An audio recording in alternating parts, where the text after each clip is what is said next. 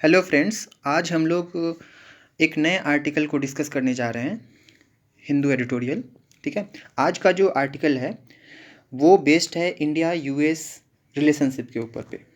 ठीक है, कि कैसे इंडिया जो है वो रसिया से S-400 मिसाइल डिफेंस सिस्टम खरीद रहा है। उसके कारण से हो सकता है कि फ्यूचर में इंडिया यूएस रिलेशनशिप पे बुरा प्रभाव पड़े। तो इस आर्टिकल में पूरी तरह से इसी के बारे में चर्चा की जा रही है। इसके पहले हम लोग थोड़ा सा एक कॉन्टेक्स्ट समझ लेते हैं ताकि आपको इस एडिटोरियल को समझने में ज़्यादा दिक्कत ना हो। ठीक है, देखिए हुआ क्या है कि इंडिया रसिया से S-400 मिसाइल डिफेंस सिस्टम खरीद रहा है। ठीक है, लेकिन अमेरिका चाहता है, यूएसए चाहता है कि इंडिया ये रसिया से S-400 मिसाइल डिफेंस सिस्टम ना खरीदे। ठीक है, क्यों? क्योंकि यूएस और रशिया के बीच में टेंशन चलता है। तो यूएस नहीं चाहता है कि रसिया से कोई भी बड़ा कोई कंट्री डिफेंस परचेजेज करे जिससे कि रशिया को फ़ायदा हो। ठीक है, और इसके लिए यूएस ने क्या किया है कि वहाँ पे उसने खुद से ही एक नया कानून अपने देश में बना दिया है जिसको हम लोग बोलते हैं काटसा। क्या बोलते हैं? CAATSA, countering America's adversaries through sanctions act. इस काटसा एक्ट में इस बात का प्रोविज़न है कि कोई भी देश, ठीक है, अगर तीन देश का इस एक्ट में जिक्र है, एक है रशिया, दूसरा है नॉर्थ कोरिया और तीसरा है ईरान। तो रशिया, नॉर्थ कोरिया और ईरान, इन तीनों देश से अगर कोई भी डील करता है, कोई डिफेंस से रिलेटेड कोई भी इक्विपमेंट जो है वो बेचता है, इन तीनों देशों से कोई भी खरीदता है, तो फिर जो खरीदने वाला देश है उस पर अमेरिका सैंक्शंस लगा सकता है। समझ में आ रहा है? तो अब चूंकि S-400 missile defence system, air defence system Russia से इंडिया खरीद रहा है, तो इंडिया को ये चिंता है कि कहीं ऐसा ना हो जाए कि अमेरिका जो है वो हमारे ऊपर सैंक्शंस लगा दे। ठीक है, तो इस पूरे आर्टिकल में इसी चीज़ को समझाया जा रहा है कि इंडिया यूएस के बीच में जो रिलेशनशिप है वो वेवर से कुछ ज़्यादा है। ठीक है, हमें सिर्फ इंडिया को सिर्फ इस बात को लेकर चिंतित नहीं होना चाहिए कि हमें अमेरिका बस S-400 के लिए वेवर दे दे, बल्कि इंडिया अमेरिका से साफ साफ ये कह देना चाहिए कि आप इस एक्ट को ही पूरी तरह से क्या कर दो, समाप्त कर दो। ठीक है, क्योंकि ये जो एक्ट है वो यूएस का एक्ट है। ठीक है, कोई भी दो देश कैसे ट्रेड करेंगे, इंडिया किस देश से क्या खरीदेगा, ये डिसाइड करने का जो हक है वो पूरी तरह से इंडिया के पास है, न कि अमेरिका ये हमें बताएगा कि हम किस देश से वेपन्स खरीदें और किस देश से वेपन्स ना खरीदें। ठीक है, चलिए देखते हैं। For more than a waiver, waiver का मतलब क्या होता है? छूट। ठीक है, तो ये मतलब वेवर से भी कुछ ज़्यादा के लिए ये बात हो रही है। On India US global strategic partnership, India US का जो वैश्विक जो स्ट्रेटेजिक रणनीतिक जो साझेदारी है, पार्टनरशिप है, उसके ऊपर बातचीत की जा रही है। देखिए, थ्रेट ऑफ सैंक्शंस, सैंक्शंस का मतलब प्रतिबंध होता है, तो थ्रेट मतलब खतरा। तो जो सैंक्शंस का जो खतरा है ये अंडरमाइन करता है। अंडरमाइन करने का मतलब होता है वीकेन करना, कमज़ोर करना। किसको कमज़ोर करता है? Foundation of India US global strategic partnership. तो इंडिया और यूएस के बीच में जो वैश्विक रणनीतिक साझेदारी है उसके जो फाउंडेशन है, उसकी जो नींव है, उसको कमज़ोर करने का खतरा इस सैंक्शन से आ गई है। जो अभी हमने बताया कि अगर अमेरिका सैंक्शंस लगाता है तो इंडिया यूएस के बीच में जो इतनी अच्छी रिलेशनशिप है उस पर ये उसको कमज़ोर कर सकती है।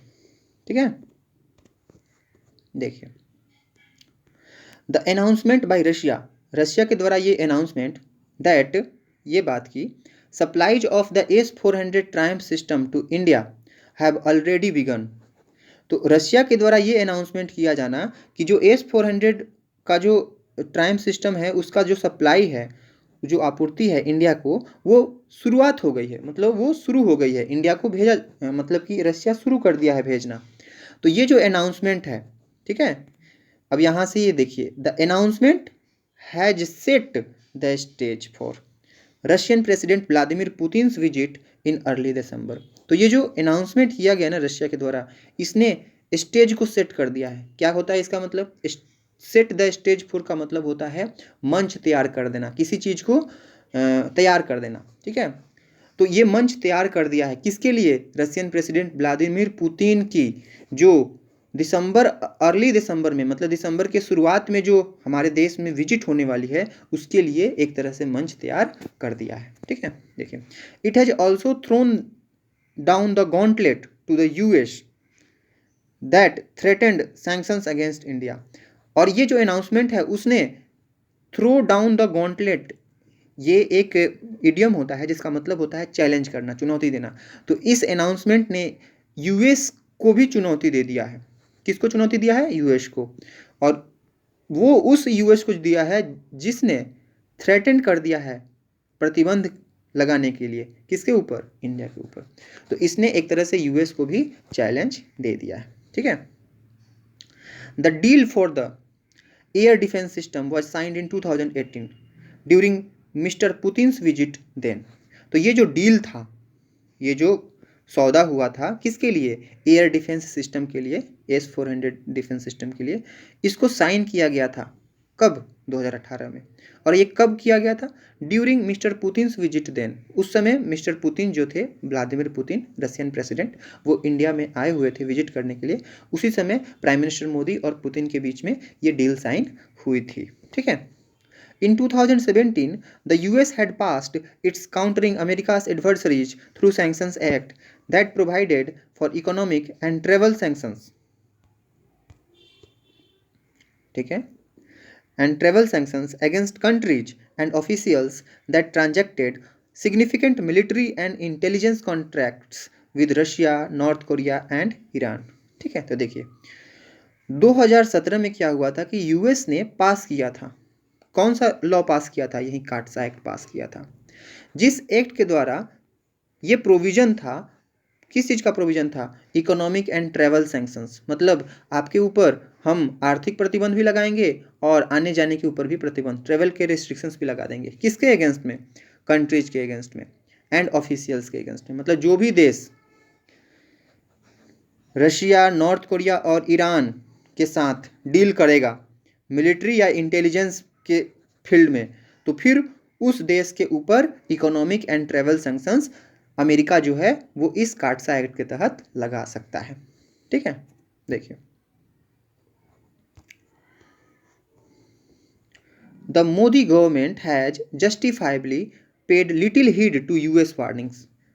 अब देखिए मोदी गवर्नमेंट ने क्या किया है, और paid little heed, pay little heed, little मतलब ना के बराबर, मतलब हिड मतलब ध्यान देना, मतलब ना के बराबर ध्यान दिया है यूएस के इन चेतावनियों के ऊपर।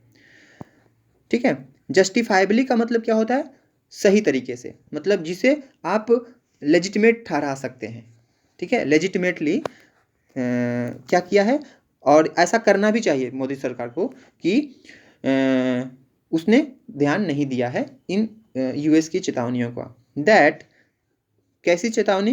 दैट द सैंक्शंस, अब यहाँ से डायरेक्ट यहाँ पे आ जाइए, that the sanctions could also be used against India. US warnings ये है कि आप अगर S-400 मिसाइल डिफेंस प्रोक्योरमेंट के लिए आगे बढ़ेंगे तो फिर आपके ऊपर भी सैंक्शंस इंडिया के ऊपर लगाए जा सकते हैं। ठीक है, अब इसको देख लेते हैं। ये जो सैंक्शंस है इसके बारे में कुछ बताया है।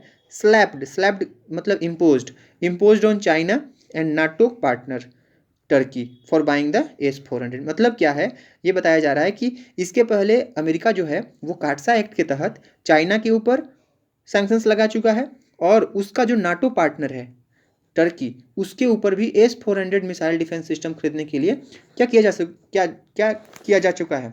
अमेरिका के द्वारा सैंक्शंस लगाए जा चुके हैं। तो अमेरिका यही कह रहा है कि देखो भाई, हमने चाइना और टर्की के ऊपर पहले ही प्रतिबंध लगा दिए हैं क्योंकि उन्होंने रसिया से S-400 मिसाइल डिफेंस खरीदा, तो अगर आप भी यही काम करोगे तो आपके ऊपर भी हम प्रतिबंध लगा देंगे। ठीक है, देखिए, in contrast to its cave in on similar US threats over the purchase of Iranian oil in 2019, government officials have asserted that the deal is an essential part of India's defence at a time of challenges on its eastern and western frontiers. ठीक है, देखिए क्या कह रहा है। इन contrast to का मतलब एकदम विपरीत। किसके विपरीत? इट्स केविन, केविन का मतलब सरेंडर कर देना।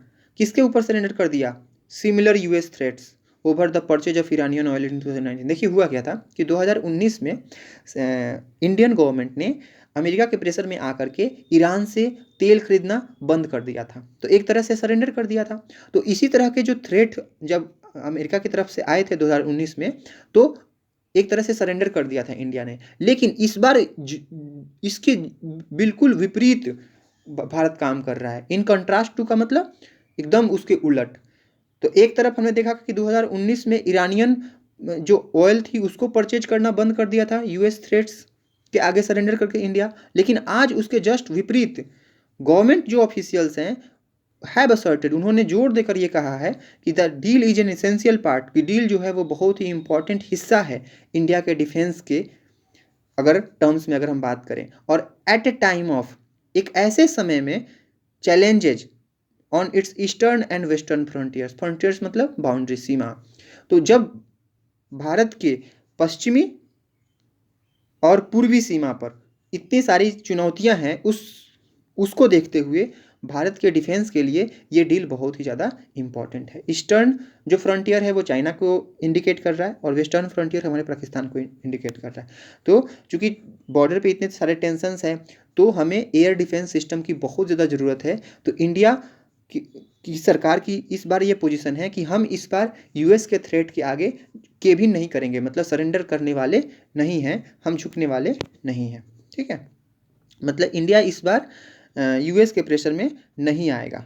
समझ में आ रहा है? चलिए देखिए, in order to protect advance payments for the S-400 from US structures, India and Russia conducted their transfers through a rupee rouble system. अब देखिए यहाँ पे क्या बात किया जा रहा है, in order to protect advance payments for S-400 from US structures. US structures का मतलब होता है रिस्ट्रिक्शंस। तो ऐसी संभावना थी कि अगर भारत S-400 मिसाइल डिफेंस खरीदेगा तो आखिर पेमेंट किस में होगी, डॉलर में होगी, इंडिया को पे करना होगा डॉलर में। लेकिन अगर डॉलर में पे करेगा तो हो सकता है कि अमेरिका सैंक्शंस लगा दे। ठीक है, तो इससे बचने के लिए, यूएस के स्ट्रक्चर से बचने के लिए, S-400 मिसाइल डिफेंस सिस्टम का जब एडवांस पेमेंट, जब मतलब पहले ही जब पेमेंट किया जाता है, कोई भी सामान खरीदा जाता है तो एडवांस पेमेंट की जाती है ना, तो इंडिया ने जो एडवांस पेमेंट किया था ना S-400 सिस्टम के लिए, तो उसने डॉलर का यूज नहीं किया। यूएस के रिस्ट्रिक्शन से बचने के लिए इंडिया रसिया ने किस चीज़ का सहारा लिया, इन्होंने रूपी रूबल सिस्टम का सहारा लिया। मतलब इंडिया ने रूपी के टर्म्स में पे कर दिया। रूबल आप जानते हैं, रूबल रसिया का करेंसी का नाम है और इंडिया का करेंसी का नाम है रूपी। तो इंडिया और रसिया ने रूपी रूबल सिस्टम के द्वारा ट्रांसफ़र कर दिए पेमेंट को।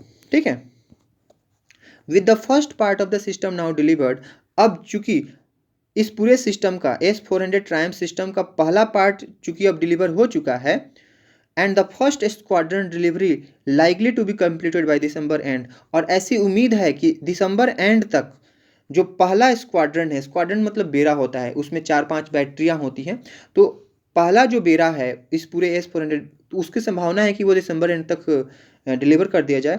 The die is cast. अब देखिए डाई इज कास्ट का मतलब क्या होता है, डाई का मतलब जानते हैं, डाई का प्लूरल होता है डाइस, मतलब होता है पासा, और पासा कास्ट मतलब फेंकना, कासा फेंका जा चुका है, पासा फेंका जा चुका है, मतलब क्या है कि अब ये तीर जो है वो कमान से निकल चुकी है, अब ये पीछे, मतलब द डाई इज कास्ट का मतलब होता है कि एक ऐसा काम जिसको अब आप रिवर्स नहीं कर सकते। समझ में आ रहा है? क्योंकि सारा एडवांस पेमेंट इंडिया कर चुका है। ठीक है, रूपी रूबल सिस्टम में सारा अरेंजमेंट हो चुका है, फर्स्ट जो पार्ट है पूरे सिस्टम का वो भी डिलीवर हो चुका है। ऐसी उम्मीद है कि दिसंबर एंड तक फर्स्ट स्क्वाड्रन की भी डिलीवरी हो जाएगी। तो अब इसकी उम्मीद करना बिल्कुल भी नामुमकिन है कि इंडिया जो है वो अब इस डिफेंस डील से पीछे हटेगा। ठीक है, तो इसीलिए द डाई इज कास्ट का मतलब अब ये जो तीर है वो कमान से निकल चुकी है, अब इसके ऊपर फिर पीछे लौटने का कोई गुंजाइश नहीं बच गया है। ठीक है, देखिए, the US has a choice not to allow the S-400 delivery to turn into a showdown with India. अब देखिए यूएस के पास एक चॉइस है, चॉइस का मतलब क्या है, ऑप्शन है, मौका है कि वो अलाउ ना करे, क्या अलाउ ना करे, S-400 डिलीवरी को अलाउ ना करे कि वो चेंज कर दे, to turn into a showdown. Showdown का मतलब होता है क्लैश, झगड़ा झड़प। तो विद इंडिया, इंडिया के साथ झड़प में न बदल दे S-400 डिलीवरी सिस्टम को, ये यूएस के ऊपर डिपेंड करता है। तो यूएस अगर चाहे तो वो इसे रोक सकता है। शो डाउन मतलब होता है क्लैश, ठीक है, लड़ाई झगड़ा। US President Joe Biden has been authorized by the Congress to waive sanctions if the waiver is found to be in American vital national security interests or that India would reduce its future dependence on Russian weaponry। अब देखिए क्या कर रहा है, US president Joe Biden को authorise किया गया है, हैज बीन ऑथराइज, उनको ये परमिशन दी गई है, मतलब उनके पास ये अथॉरिटी है। और ये अथॉरिटी कौन दिया है यूएस प्रेसिडेंट को, ये अधिकार कौन दिया है, वहाँ की कांग्रेस। कांग्रेस मतलब क्या होता है, वहाँ की पार्लियामेंट। तो वहाँ की पार्लियामेंट ने जो बाइडेन को ये अधिकार दिया है कि टू वेव सैंक्शंस, कि वो अगर चाहें तो अमेरिका के इंडिया के ऊपर जो सैंक्शंस लग रहे हैं उससे उसको आज़ाद कर सकते हैं, मुक्त कर सकते हैं, मतलब इंडिया को सैंक्शन से मुक्त कर सकते हैं। लेकिन उसके लिए कंडीशन है क्या, if the waiver is found to be in American vital national security interest. ये तभी सैंक्शंस करेंगे जब अगर ऐसा पाया गया कि ये जो वेवर है वो अमेरिका के बहुत ही इंपॉर्टेंट राष्ट्रीय सिक्योरिटी इंटरेस्ट के लिए बहुत ही इंपॉर्टेंट है, तो वो क्या कर सकते हैं, वेवर दे सकते हैं। और या दूसरा कंडीशन क्या है, India would reduce its future dependence on Russian weaponry. Weaponry का मतलब होता है साजो सामान, जो भी वेपन्स वगैरह हैं तो वो उसको बोलते हैं वेपनरी। तो या अगर इंडिया प्रोमिस कर दे यूएस से कि भाई चलो ठीक है S-400 सिस्टम इस बार तो खरीद लेते हैं, लेकिन फ्यूचर में हम रसिया से बहुत ही कम, मतलब अपनी डिपेंडेंस घटाते जाएंगे, रसिया से हम ज़्यादा वेपन्स नहीं खरीदेंगे, ये अगर इंडिया प्रॉमिस कर देता है तो जो बाइडेन जो है वहाँ के प्रेसिडेंट, वो भारत को वेवर दे सकते हैं, ठीक है। तो India would reduce its future dependence on Russian weaponry. या तो ये हो जाए या तो क्या हो जाए, अमेरिका को ये लगे कि वेवर देना अमेरिका के नेशनल सिक्योरिटी इंटरेस्ट में है, तब पर भी वो दे सकता है। या इंडिया ये प्रोमिस कर दे कि फ्यूचर में हम रशियन वेपनरी पे उतना डिपेंडेंट नहीं रहेंगे, हम अमेरिका से ज़्यादा वेपन्स खरीदेंगे, ठीक है। चलिए देखते हैं। While it is unlikely, India would give assurances on the latter, ठीक है। लेटर मतलब यही है, जब जो दो चीज़ों की बात की जाती है ना, तो बाद वाले को लेटर बोलते हैं, पहले वाले को फॉर्मर बोलते हैं। तो पहले वाले की किसकी बात थी, पहले वाले में किस चीज़ के बारे में बात थी, तो जैसे अगर आप ध्यान से देखेंगे तो पहले वाले में ये बात थी कि अगर अमेरिका को ये लगता है कि ये हमारे नेशनल सिक्योरिटी के इंटरेस्ट में है, और दूसरी बात की जा रही थी कि इंडिया जो है वो प्रॉमिस करेगा कि रशियन वेपन्स के ऊपर डिपेंडेंस घटाएगा। तो लेटर कौन है, ये वाली बात कि इंडिया अपनी डिपेंडेंस घटाएगा रशियन वेपन्स के ऊपर। तो यही बोला जा रहा है कि ये इसकी संभावना बहुत कम है। अनलाइकली का मतलब इम्पॉसिबल, इम्प्रोबेबल, मतलब इसकी संभावना बहुत ही कम है कि इंडिया जो है वो एश्योरेंस देगा, मतलब आश्वासन देगा, प्रॉमिस करेगा इस बाद वाले बात पे, मतलब कि ये प्रॉमिस कभी भी नहीं करेगा। इसकी संभावना बहुत ही कम है कि अमेरिका को इंडिया ये बोल दे कि चलो हम रसिया से वेपन्स नहीं खरीदेंगे, अपनी डिपेंडेंस घटाएंगे, तो इसकी संभावना बहुत कम है। It is easy to argue as many US Congress representatives have done in a proposed amendment to CAATSA that India is a prized US partner। अब देखिए क्या है, it is easy to argue, ये तर्क करना बहुत आसान है, जैसा कि बहुत सारे US कांग्रेस के जो रिप्रेजेंटेटिव्स हैं, कांग्रेस रिप्रेजेंटेटिव्स मतलब वहाँ के जो MP लोग हैं, वहाँ के जो मेंबर ऑफ पार्लियामेंट हैं, उन्होंने have done in a proposed amendment to CAATSA। वहाँ पे बहुत सारे जो वहाँ के कांग्रेस के जो रिप्रेजेंटेटिव हैं, उन्होंने CAATSA के को लेकर के जो पहले से एक्ट है उसमें संशोधन की बात कर रहे हैं। अमेंडमेंट मतलब होता है उसके अंदर बदलाव, प्रोपोज्ड का मतलब जो प्रपोज किया गया है, जो इन्होंने प्रस्तावित किया है, तो उसमें ये इस बात का जिक्र है कि इंडिया जो है वो एक प्राइज्ड US पार्टनर है। प्राइज्ड का मतलब होता है बहुत ही वैल्यूएबल, मूल्यवान। तो उसमें ये बात की जा रही है कि इंडिया चूंकि US का बहुत ही मूल्यवान पार्टनर है, जैसे किस किस के बारे में, ऑफ द क्वाड। जैसे क्वाड में आप जानते हैं कि क्वाड में मेंबर है रशिया, सॉरी US, इंडिया, फिर ऑस्ट्रेलिया और फिर जापान, ये सारे मिलकर क्वाड के मेंबर हैं। द इंडो पैसिफिक में भी इंडिया और यूएस मिलकर काम कर रहे हैं। एंड इन काउंटरिंग चाइना, और यही नहीं, चाइना को अगर काउंटर करना है, काउंटर करने का मतलब उसके ऊपर जवाबी, अगर उसको जवाब देना है चाइना को, उसके खिलाफ लड़ाई लड़ना है, तो उसके लिए भी इंडिया बहुत इंपॉर्टेंट प्लेयर है यूएस के लिए। तो अब देखिए क्या कह रहा है कि done in a proposed amendment to the CAATSA, ठीक है, that India is a prized US partner, ठीक है, ठीक है, the Quad, Indo Pacific and countering China. तो यहाँ तक हमने देख लिया है। देखिए, sanctions will cause a rift in India US ties. अब देखिए क्या कर रहा है कि अगर सैंक्शंस लगता है तो ये क्या करेगा, एक रिफ्ट लाएगा। रिफ्ट मतलब दरार होता है, मनमुटाव होता है, ठीक है। इंडिया यूएस के संबंधों में एक मनमुटाव, दरार लेके आ जाएगा अगर सैंक्शंस आती है तो। And could spur India towards Russia, और ये अगर सैंक्शंस आती है तो ये स्पर कर सकता है, स्पर का मतलब इनकरेज कर सकता है, धकेल सकता है, प्रोत्साहित कर सकता है, किसको, इंडिया को, किसकी तरफ, रशिया की तरफ। मतलब अगर आप खुद सोचिए, अगर अमेरिका सैंक्शंस लगाता है इंडिया पे, तो अमेरिका के रिलेशंस अमेरिका से खराब हो जाएंगे, और पहले के मुकाबले ज़्यादा डिपेंडेंट हो जाएगा इंडिया रसिया के ऊपर। तो वही कह रहा है कि इससे क्या होगा कि इंडिया ज़्यादा रसिया के पाले में चला जाएगा अगर सैंक्शंस लगाता है अमेरिका तो, ठीक है। Above all, इसके सब के ऊपर the US must recognize that its unilateral sanctions which are not UN endorsed undermine the multilateral system। देखिए ये कितनी अच्छी बात है। इन सब के अलावा एक तो भारत और अमेरिका के बीच में रिलेशंस खराब हो सकते हैं, लेकिन सबसे ज़रूरी चीज़ क्या है कि यूएस को इस बात को पहचानना चाहिए। रिकॉग्नाइज का मतलब इस बात को पहचानना चाहिए कि इसका जो यूनिलेटरल सैंक्शन है, यूनिलेटरल का मतलब एक तरफा, अपने मन से उन्हें वो सैंक्शंस लगा रहा है, ये ऐसे सैंक्शंस हैं जो कि यूएन इंडोर्स्ड नहीं है, which are not UN endorsed, मतलब यूएन के द्वारा सपोर्टेड नहीं है। ऐसा नहीं है कि यूएन के द्वारा ये इंडिया पे सैंक्शंस लगाया जा रहा है, अमेरिका अपने मन से सैंक्शंस लगा रहा है। तो ये क्या करेगा, अंडरमाइन द मल्टीलैटरल सिस्टम, ये मल्टीलैटरल सिस्टम को अंडरमाइन करेगा। अंडरमाइन का मतलब वीकेंड करना, जो अभी हमने पढ़ा था। तो आप खुद सोचिए, मल्टीलैटरल सिस्टम में क्या होता है कि कोई भी डिसीजन जो लेना होता है वो वर्ल्ड बॉडी लेती है। इंडिविजुअल कंट्री अपने हिसाब से किसी दूसरे देश के ऊपर सैंक्शंस नहीं लगाती है। लेकिन यहाँ पे अमेरिका क्या कर रहा है, अपने हिसाब से कानून बना दिया, अपने हिसाब से वो दूसरे देशों को धमकी दे रहा है कि नहीं भाई, आप रशिया से ये मत खरीदो, ये मत करो, ठीक है। तो ये एक तरह से मल्टीलैटरल सिस्टम के अगेंस्ट में जा रहा है, उसको वीकेंड कर रहा है। The subjective and whimsical manner in which these sanctions were used, withdrawn and then reimposed against Iran, for example, do not inspire confidence in them। अब देखिए इसमें क्या कहा जा रहा है, सब्जेक्टिव नेचर। सब्जेक्टिव का मतलब होता है बायस्ड। क्या होता है, बायस्ड। तो ये जो बायस्ड तरीके से जो सैंक्शंस लगाए जाते हैं, विम्सिकल मतलब होता है सन की, मनमर्जी, अपने हिसाब से। तो सब्जेक्टिव, बायस्ड तरीके से, मनमर्जी तरीके से ये जो सैंक्शंस लगाए गए थे, ठीक है, यूज किए गए थे, विड्रॉ किए गए थे, वापस भी ले लिए गए थे, और फिर से रीइम्पोज कर दिए गए थे, किसके खिलाफ, ईरान के खिलाफ। एग्जाम्पल के तौर पे ये बता रहा है। तो ये क्या कर रहा है, ये कॉन्फिडेंस नहीं ला रहा है।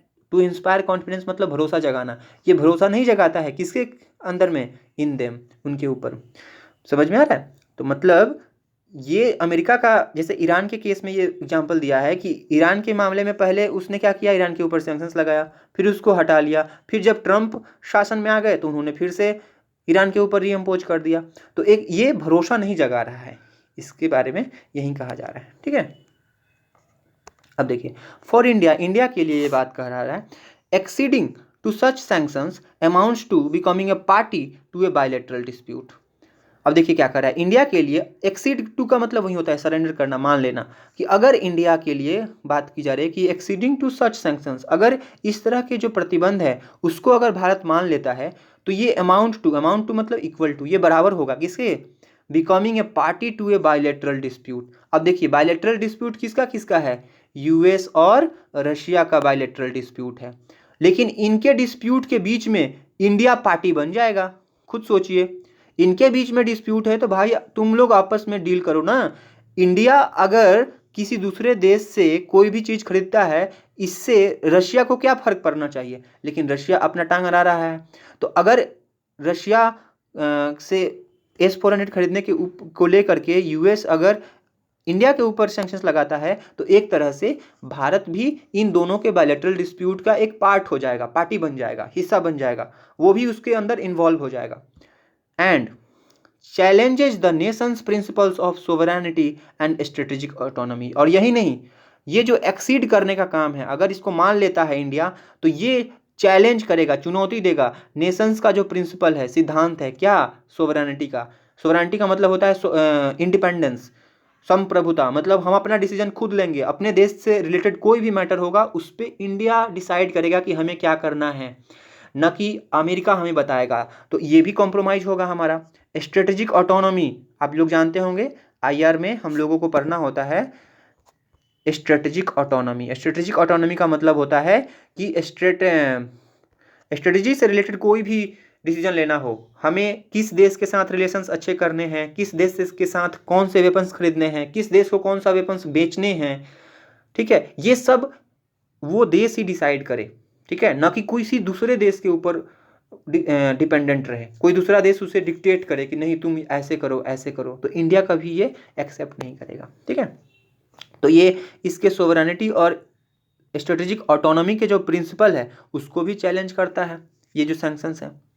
अब देखिए आगे क्या कर रहा है, rather than trying to reason with the US for an exceptional waiver to its domestic law, New Delhi must make it clear to Washington that the law should be abandoned as it negates the very rule-based international order that is the foundation of the India-US Global Strategic Partnership। अब देखिए इसमें कहा जा रहा है, rather then का मतलब होता है बजाय, बजाय क्या करने के, ट्राई करने के, टू रीजन विद का मतलब उसके साथ तर्क करना, उसके साथ तोल मोल करना, किसके साथ, यूएस के साथ, for an exceptional waiver to its domestic law. मतलब क्या है, जैसे अभी इंडिया क्या कर रहा है, इंडिया जो है वो यूएस को समझाने की कोशिश कर रहा है कि भाई देखो हमको वेवर दे दो, ठीक है, हमको S-400 खरीदने दो, हम तुम्हारे बहुत अच्छे मित्र हैं, हमको इस बार जाने दो, हमको इस बार क्या करो, हमको इस बार सैंक्शंस मत लगाओ। इंडिया ये कह रहा है, लेकिन इस आर्टिकल में ये कहा जा रहा है कि इंडिया को ये बात सिर्फ नहीं बोलना चाहिए कि हमें सिर्फ S-400 के लिए वेवर दे दो, बल्कि इंडिया को, अमेरिका को ये बताना चाहिए कि आप सिर्फ इसी के लिए नहीं, हम फ्यूचर में कोई भी वेपन्स खरीदते हैं रशिया के साथ, तब भी ये इस तरह के कोई कानून हमारे ऊपर नहीं लगने चाहिए, सिर्फ, ठीक है, सिर्फ इसी पे वेवर नहीं चाहिए, हमेशा के लिए हमें ऐसे कानूनों से मुक्ति चाहिए, ठीक है। तो वहीं कहा जा रहा है कि rather than trying to reason with the US for an exceptional waiver, exceptional waiver की जरूरत नहीं है उस डोमेस्टिक लॉ से, क्या करना चाहिए इसके बजाय, new Delhi must make it clear, new Delhi को साफ साफ ये कह देना चाहिए, किसको, वाशिंगटन को, that the law should be abandon. Abandon का मतलब होता है उसको त्याग दो, उसको फेंक दो, कूड़े करकट में डाल दो, इस लॉ को पूरी तरह से हटा दो। एज, क्यों, क्योंकि it negates the very rule based international order, क्योंकि ये निगेट करता है, निगेट करने का मतलब क्या होता है, नलीफाई करना, अगेंस्ट में जाता है, किसके, ये नलीफाई करता है किसको, the very rule based international order. Rule based international order का मतलब होता है कि इंटरनेशनल कम्युनिटी में हर कुछ रूल के आधार पे होगा, कोई भी देश अपनी मनमानी नहीं करेगा, इसको बोलते हैं रूल बेस्ड ऑर्डर, ठीक है। जैसे आपने देखा होगा कि चाइना जो है वो साउथ चाइना सी में अपनी मनमर्जी करता रहता है, तो आपने देखा होगा कि अमेरिका बार बार चाइना को ये हिदायत देता है कि देखो भाई तुम रूल बेस्ड ऑर्डर को फॉलो करो। तो एक तरफ तो अमेरिका और इंडिया मिल करके रूल बेस्ड ऑर्डर को लेकर के उनका रिलेशनशिप है, लेकिन दूसरी तरफ खुद ही अमेरिका रूल बेस्ड ऑर्डर को फॉलो नहीं कर रहा है, वो अपनी मनमानी कर रहा है। तो वही बताया जा रहा है कि it negates the very rule based international order that is the foundation of India US global strategic partnership.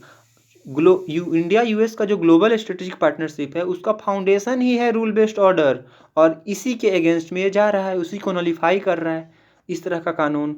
इसलिए न्यू दिल्ली को ये साफ साफ क्लियर कर देना चाहिए कि भाई तुम अपना ये कानून बोरिया बिस्तर इसको बांधो, इसको कूड़े करकट में डालो, इसको ख़त्म करो, ठीक है। हमको सिर्फ S-400 पे ही वेवर नहीं चाहिए, बल्कि हमेशा के लिए वेवर चाहिए, हमें किसी भी तरह का रिस्ट्रिक्शंस मंजूर नहीं है, किसी भी तरह का दखलंदाजी पसंद नहीं है, हमें स्ट्रेटेजिक ऑटोनॉमी को फॉलो करना है, हमें अपनी सोवरेनिटी को लेकर के हमारी इशू है। हमें कोई दूसरा देश ये नहीं बताएगा कि हम किस देश से कौन सा वेपन खरीदें, कौन सा वेपन ना खरीदें।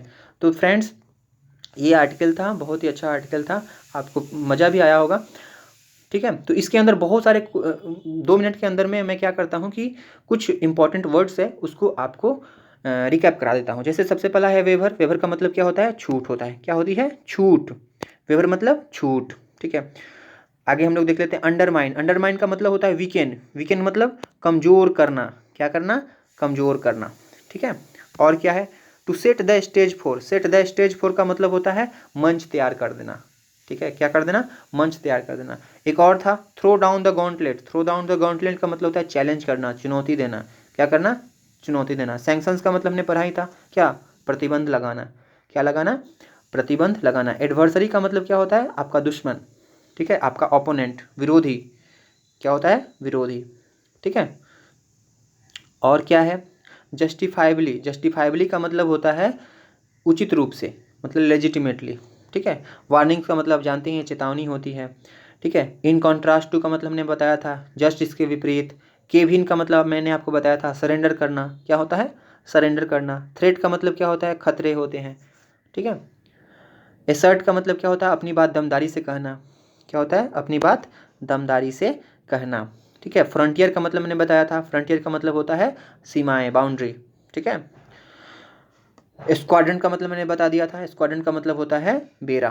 क्या होता है? बेड़ा। शोडाउन का मतलब मैंने बता दिया था, शोडाउन का मतलब होता है एक तरह का क्लैश, झगड़ा। क्या होता है? झगड़ा। ठीक है, इसके अलावा इंटरेस्ट। इंटरेस्ट का मतलब होता है हित। ठीक है, वेपनरी का मतलब होता है वेपन्स। ठीक है, वेपन सिस्टम। ठीक है, रिप्रेजेंटेटिव का मतलब होता है नुमाइंदा। ठीक है, वहाँ के जो पार्लियामेंट है उसको कांग्रेस बोलते हैं। ठीक है, प्रोपोज मतलब प्रस्तावित। अमेंडमेंट मतलब आप जानते ही हैं, संशोधन। ठीक है, प्राइज्ड का मतलब मैंने बता दिया, बहुत ही वैल्यूएबल, कीमती। क्या होता है? वैल्यूएबल, कीमती। अनलाइकली मतलब जिसकी संभावना न के बराबर है। जिसकी संभावना न के बराबर है उसको क्या बोलते हैं? अनलाइकली। स्पर। स्पर का मतलब होता है इनसे प्रेरित करना। क्या करना? प्रेरित करना। ठीक है, यूनिलेटरल का मतलब क्या होता है? एक तरफा। क्या होता है? एक तरफा। सब्जेक्टिव का मतलब क्या होता है? सब्जेक्टिव का मतलब होता है बाइस्ड, मतलब जो पक्षपाती हो। विम्सिकल का मतलब अपने मनमौजी, सन की, मतलब अपने मन से जो मन वो कर दिया, किसी रूल ऑर्डर को फॉलो नहीं करना, उसको बोलते हैं विम्सिकल। ठीक है, यूनिलेटरल हो ही गया। री इम्पोज मतलब फिर से लगा देना। ठीक है, इंस्पायर कॉन्फिडेंस का मतलब होता है विश्वास जगाना। ठीक है, एक्सीड टू का मतलब मान लेना, वहीं केविन करना, सरेंडर कर देना। ठीक है, डिस्प्यूट मतलब विवाद होता है। प्रिंसिपल्स मतलब सिद्धांत होते हैं। ठीक है, ऑटोनॉमी का मतलब स्वायत्ता होती है, आपकी फ्रीडम होती है। ठीक है, और देख लेते हैं और कुछ तो छूट नहीं गया ना। हाँ, एबेंडन का मतलब त्याग देना, छोड़ देना, मतलब कूड़े के डब्बे में डाल देना। तो ये रहा आज का हम लोग का एडिटोरियल। Okay, thank you.